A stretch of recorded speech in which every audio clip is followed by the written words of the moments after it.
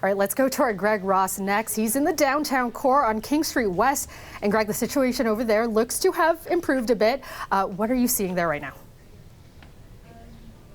Yeah, Cal, you look around at this part of King Street West, it's hard to tell that there was any problems here, but this morning it was a mess here with dark brown, murky water, almost like a river of it going under this underpass here that goes under these train tracks here. This is a well-known underpass, very old here, but I've never seen any problems like this before. But there is construction happening right here.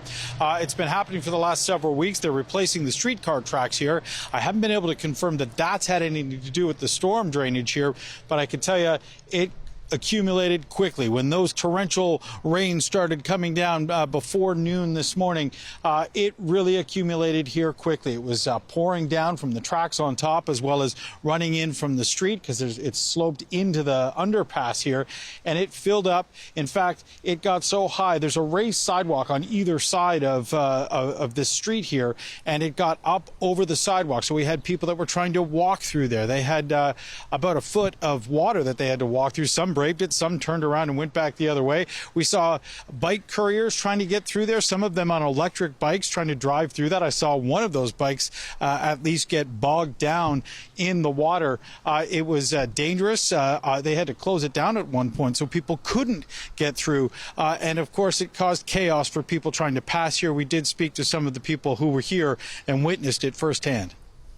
I could have thrown like a fishing line out there or a little raft to get across. I've never seen anything like that before. It wasn't just the road, was it? No, it was everything. It was actually coming from the bridge itself. Like if you look down, it's actually the bridge is, it's just failed infrastructure in this city. Some folks in bikes going through, others got halfway through and turned back.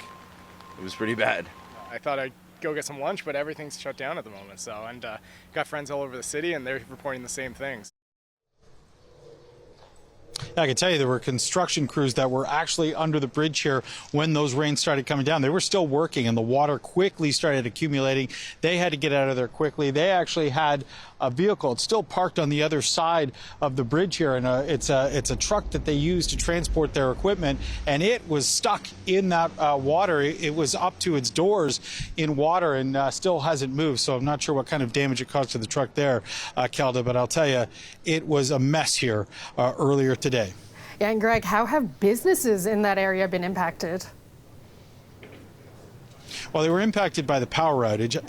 The power went out in this entire area, but in this strip of stores over here, they were really impacted by all the water accumulating so quickly. In fact, all the first few businesses on that strip right there were all flooded in their basement. I spoke to the gentleman there from one of the stores, the burrito store over there, who told me that they had about maybe 10 millimeters of water in their basement. It damaged some of the product that they had stored down there. It was into their bathroom, so obviously not sure what kind of long-term damage they're looking at there, but yes, they had water in there, and he talked about just how difficult that was.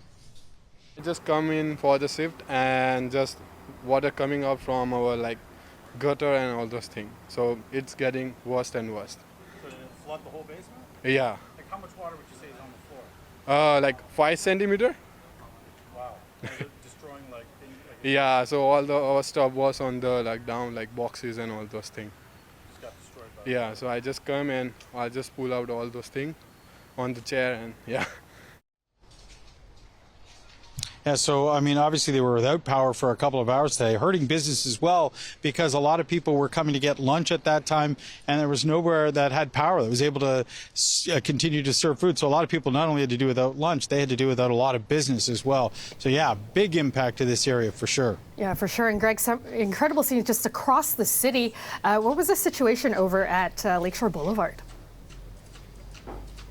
Yeah, not too far from where we're standing. In fact, just on the other side of the GO train tracks here in Liberty Village on Lakeshore, right near Ontario Place. There was some severe flooding there. The water going up right across the road. Cars were trying to brave it earlier on, but as those water levels got too high, the city actually had to close the Lakeshore down, and it's still closed right now, which is one of the main arteries in and out of the city, especially with the lane reductions on the Gardner right now. With this construction right here on King Street, this another main artery completely closed down here on the west end. So you think about just the problems, the gridlock that caused.